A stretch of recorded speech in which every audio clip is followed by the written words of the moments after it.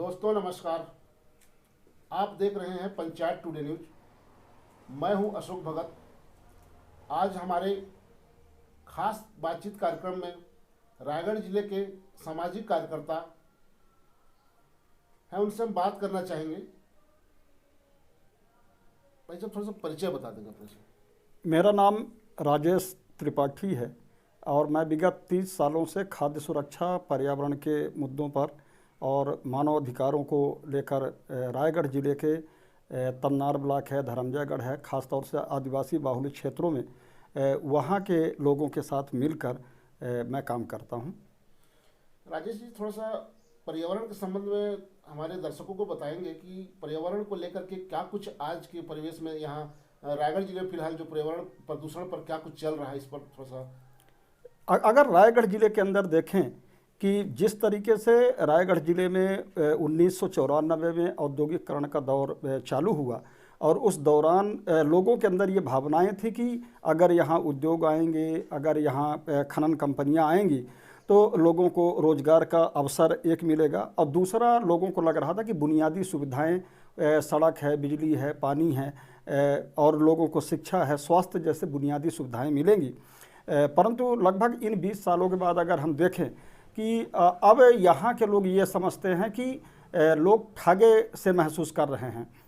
और जिस तरीके से रायगढ़ जिले के अंदर ख़ासतौर से तमनार, धर्मजयगढ़, घरघोड़ा में जहाँ व्यापक पैमाने पर काला हीरा कोयले के रूप में उपलब्ध है और लगभग 10 से ज़्यादा रायगढ़ जिले में कोयला खदानें चल रही हैं। उन खदानों के साथ साथ अगर देखें कि रायगढ़ जिले में पावर प्लांट हैं, स्पंज आयरन प्लांट हैं और काफ़ी छोटे बड़े उद्योग, लगभग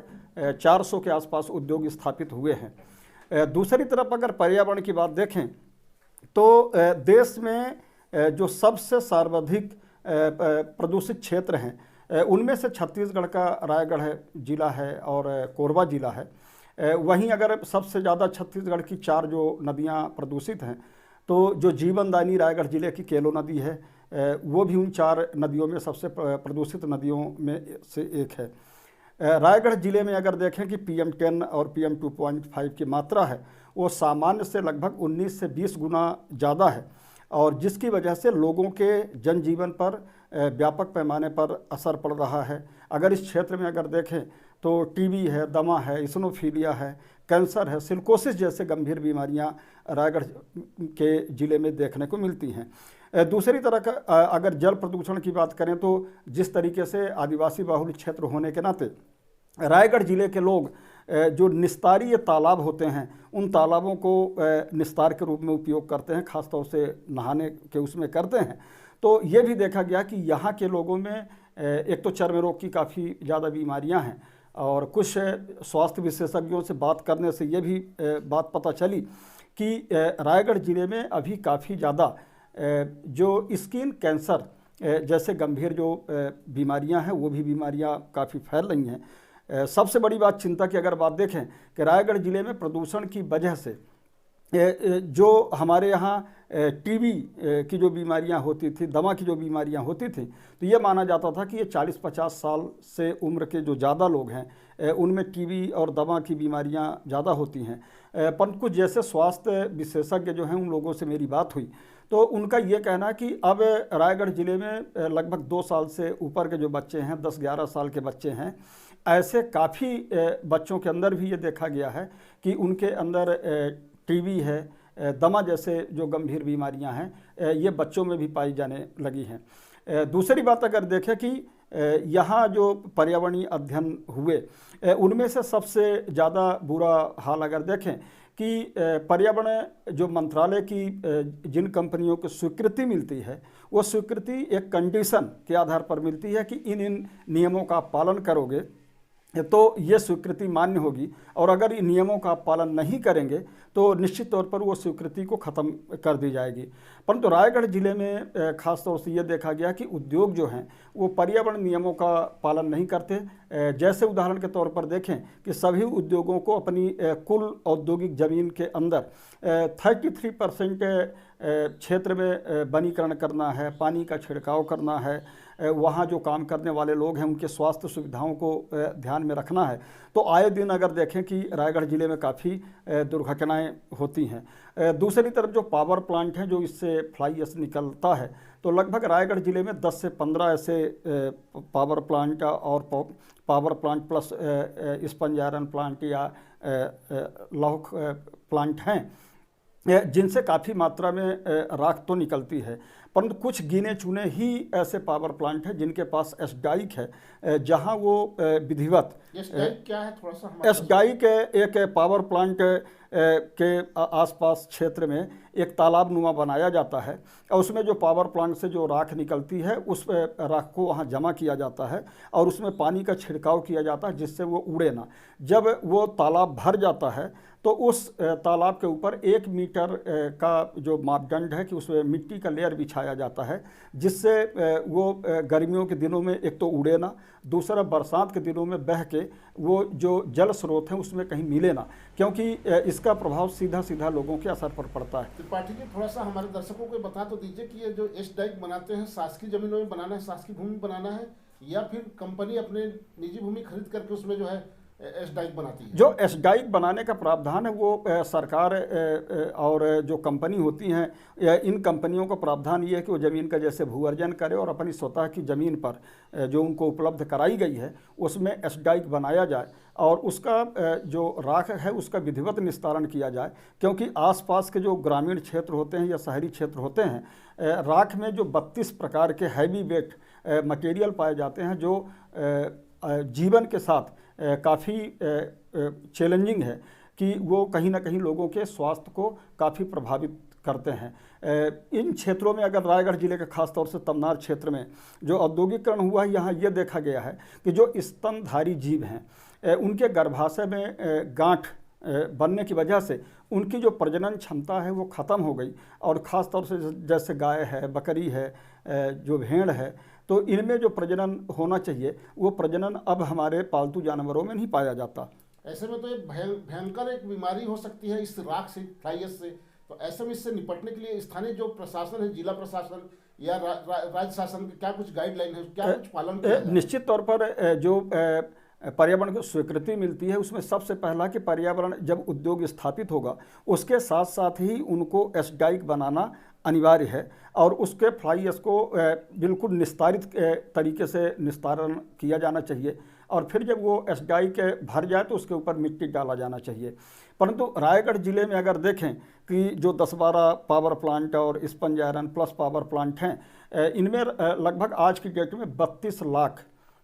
मैट्रिक टन रायगढ़ जिले में फ्लाई ऐश निकलता है और वो फ्लाई ऐश का अगर निस्तारण अगर देखें कि जंगलों में है, ग्रामीण क्षेत्रों में तालाबों में है, स्कूल के आसपास है, जहाँ काफ़ी ज़्यादा लोगों के स्वास्थ्य पर, लोगों के खेतों में बह के वो काफ़ी ज़्यादा जा रहा है। रायगढ़ जिले के अगर तमनार ब्लॉक में देखें कि जैसे यहाँ एक एसडाइक जिंदल पावर का बना हुआ है जो गर्मियों के दिनों में जब काफ़ी हवा चलती है तो जो पाता गांव है और आसपास के बजरमुड़ा है, करवाही है, सरई टोला है, इधर गारे है, खमहरिया है, तो यहाँ जब आंधी तूफान चलता तो वो काफ़ी फ्लाई ऐश उड़ के लोगों के घरों तक और घरों के अंदर तक वो पहुँच रहा है जो कहीं ना कहीं स्वास्थ्य के लिए काफ़ी हानिकारक है। परंतु ये कहीं ना कहीं एक प्रशासनिक लापरवाही कहें कि जिन शर्तों का पर्यावरण मंत्रालय ने उनको अनुमति दिया है उनकी पालन करवाने की जिम्मेदारी जिला पर्यावरण अधिकारी की होती है, जिले के अंदर जिले की कलेक्टर की जिम्मेदारी होती है और साथ में जो हमारे जनप्रतिनिधि हैं वो चाहे वो ग्राम पंचायतें हों, जनपद पंचायत सदस्य हों, जिला पंचायत सदस्य हों, फिर विधायक हैं, फिर सांसद हैं, तो इनकी भी जिम्मेदारी है कि ये समय समय पर इन चीज़ों का निगरानी करें जिससे आम जनमानस के साथ इसका स्वास्थ्य के साथ खास तौर से खिलवाड़ ना हो सके। राजेश जी आपसे मैं थोड़ा सा इसको सवाल करना चाहता हूं, क्योंकि क्षेत्र के जो सांसद, विधायक और जो जिम्मेदार व्यक्ति हैं उनके द्वारा कभी आवाज़ उठाया गया क्या कि इस पर जो है कंपनी से कभी बात किया गया कि इस फ्लाई ऐश से निपटने के लिए या फिर इससे जो है स्वास्थ्य पर जो दुष्प्रभाव पड़ रहा है उससे निपटने के लिए कुछ प्रयास किए गए हैं कि स्थानीय जो नेता हैं उनसे? निश्चित तौर पर अगर देखें कि रायगढ़ जिले में जिस तरीके की पर्यावरणीय स्थिति है, उस हिसाब से अगर देखें कि रायगढ़ के जो हमारे जनप्रतिनिधि हैं, चाहे ग्राम पंचायत के सदस्य हों, चाहे जिला पंचायत हों, जनपद पंचायत के सदस्य हों, विधायक हों, सांसद हों, तो मुझे लगता है कि पर्यावरण के प्रति वो गंभीर नहीं है। दिन प्रतिदिन हमारे जंगल कम होते जा रहे हैं, नए नए उद्योग स्थापित होते जा रहे हैं। आज रायगढ़ और कोरबा में देखें कि देश के जो हाईएस्ट सबसे ज़्यादा तापमान वाला क्षेत्र होता है वो रायगढ़ जिला और कोरबा जिला है। और निश्चित तौर पर अगर देखें कि इसका दुष्प्रभाव प्रदूषण की वजह से खास तौर से आदिवासियों के जीवन पर काफ़ी पड़ा है, क्योंकि आदिवासियों का जो जीवन है वो खेती पर निर्भर है, पशुधन पर निर्भर है, वनोपज संग्रह पर निर्भर है। तो एक तरफ तो ज़मीन जो है उनकी जो है वो उद्योगों में चली गई, खनन कंपनियों में चली गई। दूसरी तरफ अगर आदमी के साथ साथ जानवरों के खाने के लिए अगर नहीं है तो हमारे दिन प्रतिदिन पशुधन काफ़ी कम हो गए। और तीसरी निर्भरता जो जंगल से तेंदुपत्ता है, महुआ है, डोरी है, चिरौंजी है, हर्रा है, बहेड़ा है, आंवला है, जो इनको कलेक्शन करके जो आदिवासी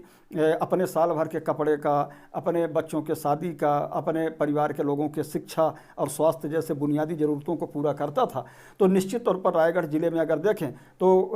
अगर हर साल अगर आप देखें तो महुआ का काफ़ी उत्पादन दिन प्रतिदिन कम हो रहा है, डोरी का उत्पादन काफ़ी कम होते जा रहा है, चिरौंजी तो लगभग रायगढ़ ज़िले से ख़त्म हो गया, तेंदू ख़त्म हो गया, हर्रा बहेड़ा आंवला जो है उनका काफ़ी उत्पादन धीरे धीरे कम हुआ है। तो निश्चित तौर पर कहीं ना कहीं पर्यावरणीय जो रायगढ़ ज़िले की परिस्थितियां हैं, इससे आदिवासी समुदाय जो है उनकी कहीं ना कहीं खाद्य सुरक्षा भी काफ़ी ज़्यादा खतरे में पड़ी है। सरकार के भले ये दावे हैं कि सरकार लोगों की खाद्य सुरक्षा सुनिश्चित करने के लिए राशन दुकानों से 35 किलो चावल 1 रुपये में दे रही है, परंतु एक आदिवासी समुदाय और कोई भी इंसान होगा तो उसको चावल के अलावा उसको दाल लगती हैं, सब्जियां लगती हैं, नमक लगता है, तेल लगता है। तो ये अगर चीज़ें उपलब्ध नहीं हो पाएंगी तो इसका परिणाम ये है कि रायगढ़ ज़िले में कुपोषण की भी ज़्यादा, खास तौर से बच्चों में, गर्भवती महिलाओं में, शिशुवती महिलाओं में, और ख़ास तौर से जो खनन क्षेत्र हैं, औद्योगिक क्षेत्र हैं, यहाँ पर प्रदूषण के साथ साथ कुपोषण की भी ज़्यादा काफ़ी मार पड़ी है। और इनका भी देखा यह गया है कि जो स्वास्थ्य परीक्षण समय समय पर इन क्षेत्रों में होना चाहिए और जो स्वास्थ्य पर दुष्प्रभाव पड़ रहे हैं उनको कैसे रोका जाए, इस विषय पर मुझे लगता है कि प्रशासन, जनप्रतिनिधि और जो आम जनता है, इनके बीच में काफ़ी संवाद, संगोष्ठी, बड़े बड़े जो कैंपेनिंग है, इसको करने की काफ़ी ज़रूरत है। दूसरी बात अगर देखें कि औद्योगिकरण के साथ साथ रायगढ़ ज़िले में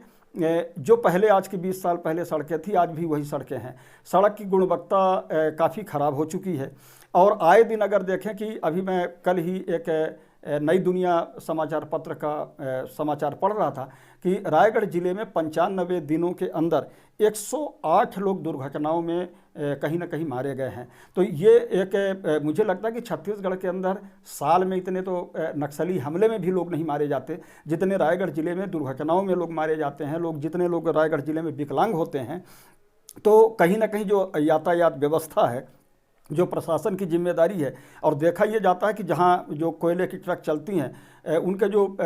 जैसे 20 चक्के के ट्रक हैं, तो अधिकतम रायगढ़ ज़िले में जो ट्रकें चलती हैं वो एक्सल उठा के चलती हैं, या कि बीच के एक्सल में कोई टायर नहीं रहता, या वो टायर काम लायक नहीं है जिसकी। और दूसरा, जो गाड़ियों में गवर्नर लगा होता है, जो कंट्रोलर, स्पीड कंट्रोलर लगा होता है, उनको निकाल दिया जाता है। और उसकी वजह से स्पीड काफ़ी तेज़ गाड़ियाँ जब इन ख़राब सड़कों में दौड़ती हैं, तो जो दो पहिया वाहन में चलने वाले लोग हैं, साइकिल में चलने वाले लोग हैं, पैदल चलने वाले लोग हैं, तो कहीं ना कहीं इन दुर्घटनाओं के काफ़ी दिन प्रतिदिन चपेट में आते जा रहे हैं। त्रिपाठी जी, आपसे ये भी जानना चाहेंगे हम कि जो कि उद्योग खुलना बहुत अच्छा संकेत है, उद्योग खुलने से क्षेत्र की विकास हो सकती है, यहाँ के जो रहने वाले आदिवासी समुदाय के लोग के साथ साथ तमाम तरह के जो लोग यहाँ निवास करते हैं, जिले के सभी को उसका जो है मुनाफा मिलना चाहिए, लाभ मिलना चाहिए। इसलिए उद्योग खुलना बहुत जरूरी है, क्योंकि यहाँ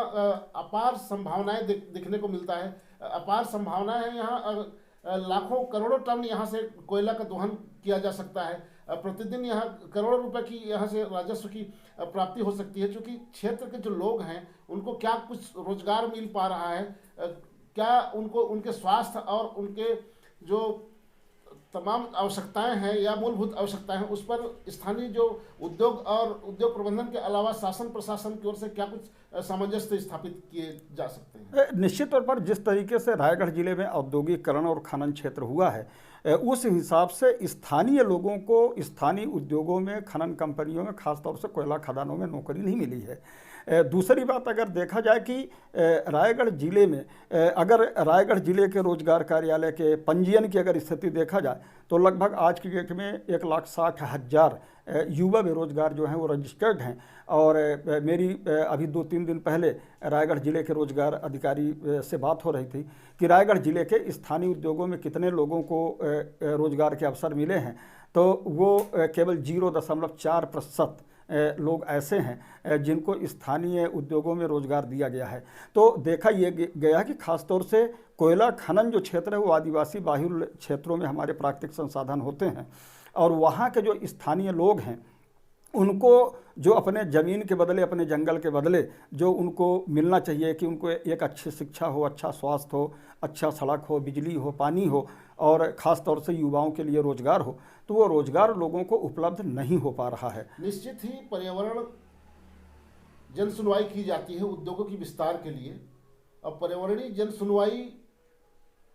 तो उद्योग के लिए कम होती है, क्योंकि यहाँ पर्यावरणीय जन सुनवाई के लिए उद्योग खोल दिया गया है। ऐसा सुनने में आता है कि कहीं एक बंजारी मंदिर है, वहाँ पर पर्यावरणीय सुनवाई के लिए उद्योग खोला गया है। इस पर क्या कहना चाहेंगे? रायगढ़ जिले में अगर देखें कि अभी जैसे उद्योगों का, नए उद्योगों की स्थापना और पुराने उद्योगों के विस्तार की 2022 में 32 जन सुनवाइयाँ हुई हैं, और 32 जन सुनवाइयों में अगर हम देखें कि वो अधिकतम जन सुनवाइयाँ बंजारी मंदिर में हुई हैं, जो कि पर्यावरण मंत्रालय की जो अधिसूचना है 14 सितंबर 2006, उसमें साफ साफ पेज क्रमांक 7 पैराग्राफ नंबर 3 में लिखा गया है कि पहली बात तो जन सुनवाई जो होनी चाहिए वो परियोजना स्थल के ऊपर हो, और अगर वहाँ जगह नहीं है तो उस परियोजना स्थल के सबसे नज़दीकी जगह पर ये जन सुनवाई का आयोजन किया जाना चाहिए, जिससे आम जनमानस जो क्रिटिक EIA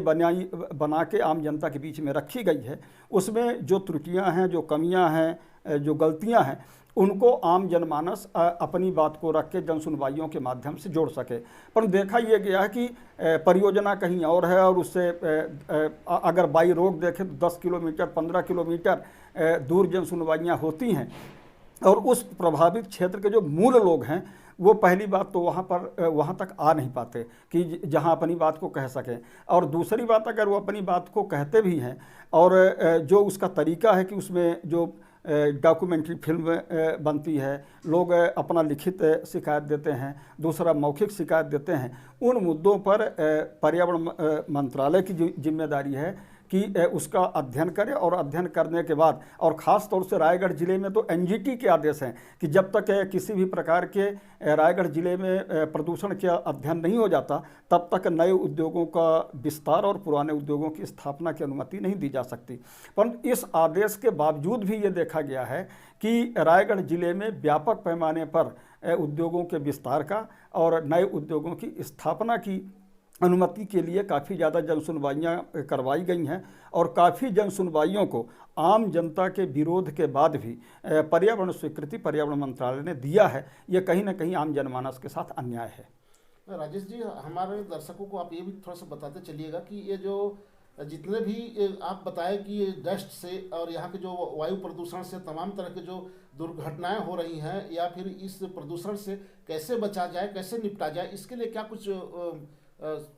सोचते हैं आप? देखिए, सबसे बड़ी बात यह है कि अगर पर्यावरण प्रदूषण से निपटना है तो पहले तो सबसे बड़े जो हमारे रायगढ़ जिले में जो उद्योग हैं उनको जिन कंडीशन के आधार पर पर्यावरण स्वीकृति दी गई है उसको ज़मीनी स्तर पर पालन करवाना। दूसरी बात, जो हमारी ट्रांसपोर्टिंग रोड है, अधिकतम हमारे यहाँ का जो कच्चा माल पक्का माल जो आता है वो सड़क के माध्यमों से आता है, और सड़क इंफ्रास्ट्रक्चर जो रायगढ़ ज़िले का है वो मुझे लगता है कि छत्तीसगढ़ में सबसे बुरा हाल है, जिसकी वजह से लगभग 10,000 के आसपास रायगढ़ ज़िले की कोयला खदानों में ट्रकें चलती हैं, और इनकी हर 4 महीने 6 महीने में 20-20 चक्के जो गाड़ियों के उतरते हैं। तो रबर की वजह से भी अगर आप देखेंगे कि ख़ास तौर से सड़क के किनारे जो गांव हैं और जो वहाँ बस्तियां हैं, उनके स्वास्थ्य पर और ज़्यादा सड़क के माध्यम से प्रभाव पड़ता है। तो सरकार की ये नैतिक जिम्मेदारी है कि पहले रायगढ़ ज़िले में उद्योग स्थापना होने के पहले या खदान को स्थापित करने से पहले रायगढ़ ज़िले में सड़क का इंफ्रास्ट्रक्चर ठीक करना चाहिए। दूसरी बात, जो उद्योग पर्यावरण नियमों का पालन नहीं कर रहे हैं उन उद्योगों को केवल नोटिस के खेल से काम नहीं होगा या छोटे मोटे जुर्माने से काम नहीं होगा। ऐसे उद्योगों को बंद किया जाना चाहिए। और अभी आपको बता दूं कि 3 दिन पहले जो केंद्रीय पर्यावरण मंत्रालय है वो पूरे देश भर में जो पर्यावरण नियमों का पालन उद्योग नहीं करते उनमें से 2626 उद्योगों को बंद करने का आदेश किया है। उनमें से छत्तीसगढ़ के 412 उद्योग हैं जिनको बंद करने का आदेश दिया गया है। वहीं 318 ऐसे उद्योग हैं जिनको सो कॉज नोटिस दी गई है पर्यावरण नियमों के पालन न करने के लिए, और 68 ऐसे उद्योग हैं जिनके खिलाफ कोर्ट केस किया गया है क्योंकि वो पर्यावरण नियमों का उल्लंघन कर रहे हैं। तो कहीं ना कहीं आम जनमानस जब पर्यावरण के खिलाफ जब एक दबाव बनाती है तो कहीं ना कहीं सरकार को भी उस दबाव के सामने झुकना पड़ता है। और मुझे लगता है कि ख़ास तौर से तमनार और घरघोड़ा में जो यहाँ का पीड़ित समुदाय पक्ष है उन्होंने काफ़ी ज़्यादा ज़मीनी स्तर पर आंदोलन भी किया है, जन सुनवाइयों में अपनी बात भी रखी है, प्रशासन के सामने भी काफ़ी बात रखा है। और उसी का परिणाम है कि कहीं ना कहीं सरकार भी पर्यावरण के प्रति और जनता के प्रति कहीं ना कहीं जवाबदेही सुनिश्चित करने के लिए मुझे लगता है कि कोशिश कर रही है। राजेश जी, आप बहुमूल्य समय में से समय निकाल करके आप हमारे चैनल के लिए समय दिए, उसके लिए आपको बहुत बहुत शुक्रिया, बहुत बहुत धन्यवाद। आपको भी बहुत बहुत धन्यवाद कि आपने ऐसे जो जन सरोकार के मुद्दे हैं, खासतौर से रायगढ़ के जो पर्यावरण के मुद्दे हैं, ऐसे मुद्दों को अगर आम जनता के बीच में लेके जा रहे हैं तो कहीं ना कहीं खासतौर से युवा जो वर्ग, पढ़ा लिखा वर्ग है, वो इसके प्रति संवेदनशील होगा और पर्यावरण के प्रति उसकी जो चिंता होगी वो कहीं ना कहीं लोगों के स्वास्थ्य पर, लोगों के जनजीवन पर और लोगों के जीवन पर एक बेहतरी के लिए हम सब लोग मिलके अगर काम करेंगे तो हमारा सुंदर रायगढ़ होगा, बेहतर रायगढ़ होगा और न्यायप्रिय रायगढ़ होगा। धन्यवाद। तो आपको एक वीडियो निश्चित ही अच्छा लगा होगा। अच्छा लगने पर आप हमारे इस चैनल को, पंचायत टुडे न्यूज़ चैनल को आप लाइक करें, सब्सक्राइब करें और हमें कमेंट भी करके बताएं कि आपको ये वीडियो कैसा लगा। अब मिलते हैं नेक्स्ट वीडियो में। धन्यवाद।